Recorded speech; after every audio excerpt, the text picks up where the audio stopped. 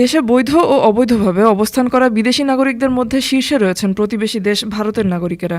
বৈধভাবে অবস্থান করা বিদেশিদের মধ্যে তারা প্রায় ৩০%, তবে অবৈধভাবে বসবাসকারীদের মধ্যে ভারতীয়দের সংখ্যা অর্ধেকের বেশি। ভিসা ও পাসপোর্টের মেয়াদ ফুরিয়ে যাওয়ায় অবৈধ হয়ে পড়া এই ভারতীয়রা দেশের বিভিন্ন প্রতিষ্ঠানে কাজও করছেন। পুলিশের বিশেষ শাখা এসবি ও স্বরাষ্ট্র মন্ত্রণালয়ের সুরক্ষা সেবা বিভাগের সূত্রের তথ্য অনুযায়ী আত্মগোপনে থেকে বিভিন্ন প্রতিষ্ঠানে অবৈধভাবে কাজ করেন কাগজে কলমে এমন ভারতীয়দের সংখ্যা ৭,৪৭২ জন। অন্তর্বর্তী সরকারের স্বরাষ্ট্র উপদেষ্টা জাহাঙ্গীর আলম চৌধুরী ৮ ডিসেম্বর মন্ত্রণালয়ে সাংবাদিকদের বলেন, বাংলাদেশে কোনো অবৈধ বিদেশি নাগরিককে থাকতে দেওয়া হবে না।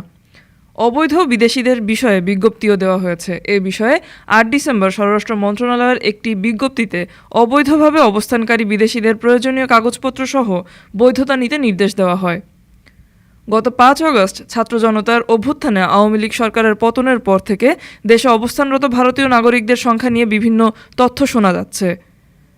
একজন উপদেষ্টা তার ফেসবুকে লিখেছিলেন, ২৬ লাখ অবৈধ ভারতীয় বাংলাদেশে চাকরি করছেন। ডেস্ক রিপোর্ট, আজ বার্তা, ঢাকা।